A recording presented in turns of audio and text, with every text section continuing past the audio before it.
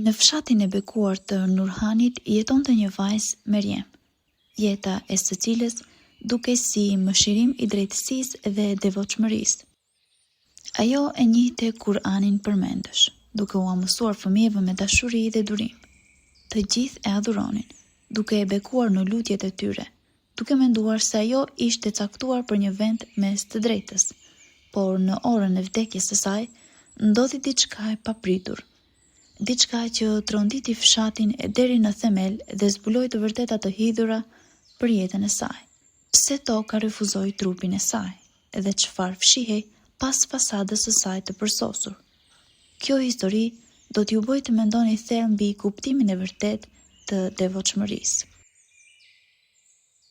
Në fshatin e vogël, por të bekuar të Nurhanit, i rrethuar nga kopshte me sheg dhe lumenj të qetë, jetonte një vajzë me emrin Meriem, që në moshë të re ajo shquhej për zellin e saj në mësim.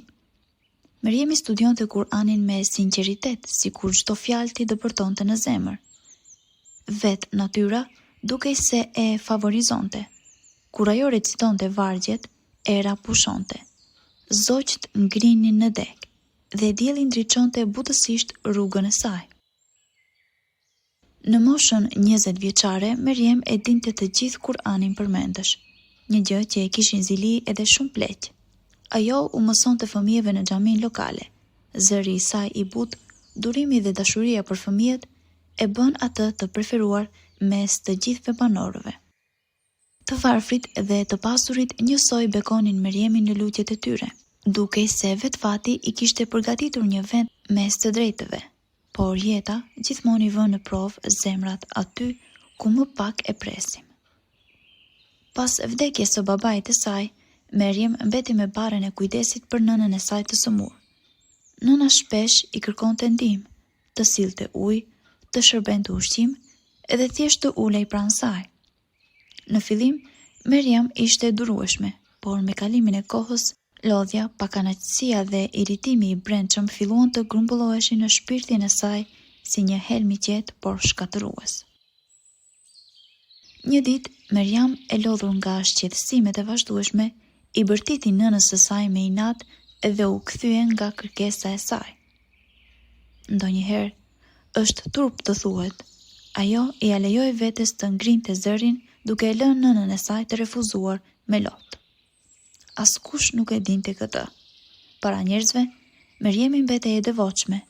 Vetëm muret e shtëpisë së saj ishin dëshmitar të qëndrimit të saj të vërtet ndaj të dashurës së saj. Edhe pastaj erdhi dita kur vetë Meriem u largua nga kjo botë. Vdekja e saj tronditi të gjithë fshatin. Me qindra njerëz erdhën për t'i thënë lamthumir, pleq, gra dhe fëmijë.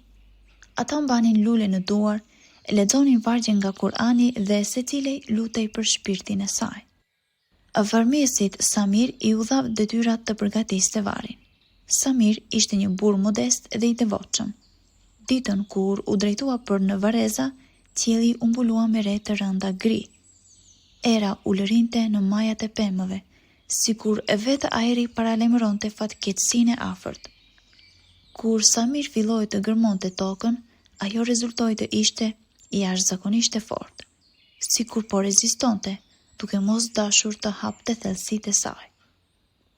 Gur të mpret hidheshin nga poshtë lopatës dhe pastaj filluan vizionet më të tmerrshme. Gjarpërinj me sy vezëllues dhe akrepa që fishkëllenin nga thellësitë e tokës. Kurrë më parë, Samir nuk kishte përjetuar një tmerr të tillë. Edhe në funeralet më të vështira, toka ishte sjellshme ndaj tij, ndërsa trupi i Meriemes u mpart drejt varit ishte një heshtje ogurzes gjithandej, e thyer vetëm nga pshërëtimat e qeta të fëmijëve. Djemt dhe vajzat e vegjël, me sy të skuqur nga lotët, recitonin shehaden, duke i thënë lamthumir mësueses së tyre, e cila dikur u mbante dorën, u mësonte surën e parë dhe lutjen e parë, por kur trupi u ul në varr, toka u drodh, sikur po zgjohej nga një gjumë shekullor. Dhe pastaj, mes njerëzve të shtangur, një gjarpër i madh, i frikshëm, u zvarit nga toka duke fishkëlluar në të gjitha drejtimet edhe duke sulmuar furishëm trupin e të ndjerës. Njerëzit në panik e nxorën trupin jashtë. Askush nuk guxonte të afrohej as te gropa, gjarpri duke aq kërcënues. Pastaj, burrat vendosën të gërmonin një varr tjetër anash, por sa po filluan ta gërmonin, toka filloi të vlonte përsëri. Gjarprinj, akrepa, helm dhe tmerr u ngritën nga poshtë lopatës, sikur vetë toka po refuzonte Meriemin. Në dëshpërim, njerëzit ju drejtuan Shejhut Idris. Ai ishte një burr me spiritualitet të lartë, i respektuar për mençurinë edhe mirësinë e tij. Kur Shejhu mbriti në Vareza, ai pa me sytë e tij atë që po ndodhte dhe mezi përmbajti dridhjen në zemrën e tij. Ai urdhëroi që trupi të çohej në xhami, këtu në freskinë, mes aromës së sandallit dhe heshtjes së përulur. Shejhu filloi të pyeste fëmijët e Mariamës. A ishte ajo e sjellshme me ju? A ju mësoi durim dhe dashuri? Fëmijët qanin duke këmbgulur se Meriem kishte qenë gjithmonë e butë dhe e drejtë me ta, por Shejhu e dinte. E jashtme nuk pasqyron gjithmonë të brendshme. Ai kërkoi të gjente shoqen e saj më të ngushtë, Leilën. 2 orë më vonë, Leila u soll në xhami. Ajo ishte e zbehtë, sytë e saj ishin të enjtur nga të qarë. Na thuaj të vërtetën, vija ime, tha Shejhu qetësisht, dhe Leila zbuloi atë që fshihej pas fasadës së devotshmërisë. Vrashtësinë e saj ndaj nënës së saj, irritimin, indiferencën ndaj vuajtjeve të asaj që i dha jetë Meriemës. Shejhu filloi të qante, edhe në lotët e tij kishte trishtim për të gjithë njerëzimin, i cili haron detyrën e tij të parë. O njerëz, bërtiti ai, drejtësia juaj nuk është asgjë nëse zemrat tuaja janë të ngurtësuara ndaj nënave dhe baballarëve të tuaj. Kurani na urdhëron dhe ulni para tyre krahun e përurësisë nga mëshira. Kush nuk i nderon prindërit e tij, toka do ta refuzojë atë, dhe as dia e Kur'anit nuk do ta shpëtojë. Pas lutjeve të përsëritura, pas lotëve të sinqertë të pendimit, trupi i Meriemës u varros më në fund, pavarësisht gjarprinjve dhe akrepave. Njerëzit u gjunjëzuan gjatë në tokë, të lagur nga lotët dhe shiu, duke u lutur për falje për të edhe për veten e tyre. Morali i historisë. Nderimi i prindërve është porta drejt kënaqësisë së Allahut. Prindërit janë ata, lutjet e të cilëve hapin qiellin dhe dhimbja e të cilëve i dënon me fatkeqësi.